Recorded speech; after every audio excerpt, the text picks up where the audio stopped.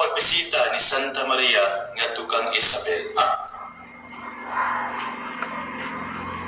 Ang panghitabo, akong hinumduman kung giunsa ni Santa Maria paglawig ngadto sa mga kabungturan sa Judea. Aron sa pagbisita kang Isabel, lakip na kung giunsa ni Maria